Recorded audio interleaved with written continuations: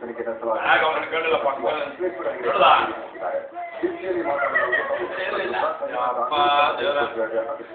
ಜೊತೆಗೆ ಇನ್ನು ಮುಂದೆ ಇಂತಹ ಘಟನೆ ಮರುಕಳಿಸದಂತೆ ಮುನ್ನೆಚ್ಚರಿಕೆ ವಹಿಸುತ್ತೇವೆ ಅಂತ ಕಾಗೆರಿಸಿದ್ದಾರೆ.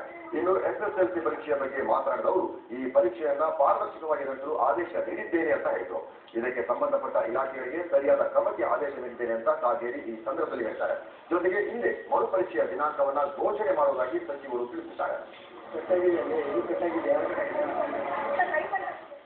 ಇನ್ನು ಪ್ರಶ್ನೆ ಪತ್ರಿಕೆ ಸೋರಿಕೆ ಪ್ರಕರಣಕ್ಕೆ ಸಂಬಂಧಪಟ್ಟಂತೆ ಚಿಕ್ಕಬಳ್ಳಾಪುರ, ಕೋಲಾರದ ಒಟ್ಟು 14 ಉಪನ್ಯಾಸಕರನ್ನು ಅಮಾನತು ಮಾಡಲಾಗಿದೆ. ಈ ಉಪನ್ಯಾಸಕರನ್ನ ಅಮಾನತು ಮಾಡಿ PU ಬೋರ್ಡ್ ನಿರ್ದೇಶಕಿ ರಶ್ಮಿ ಆದೇಶವನ್ನು ಕೊಟ್ಟಿದ್ದಾರೆ. ಉಪನ್ಯಾಸಕ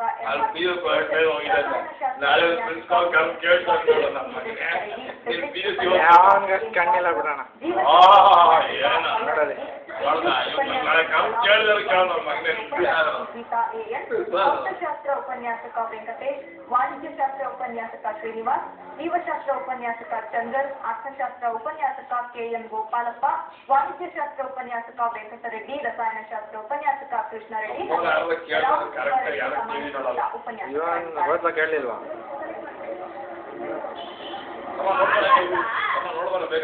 ಭೌತಶಾಸ್ತ್ರ ಪರೀಕ್ಷೆಯ ಪ್ರಶ್ನೆ ಪತ್ರಿಕೆಗಳು ಸೋರಿಕೆಯಾಗಿ ಮಂಡಳಿಯವರು ಪ್ರತಿಭಟನೆ.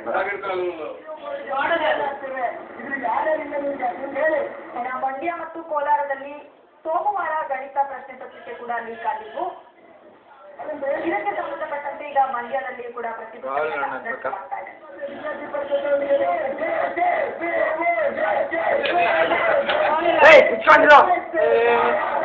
ಕೊಟ್ಟವ್ರ ಮೂತಿ ಹಂಗೆ ಹೊಡೆದೋಗ್ಬೇಕಲ್ಲ.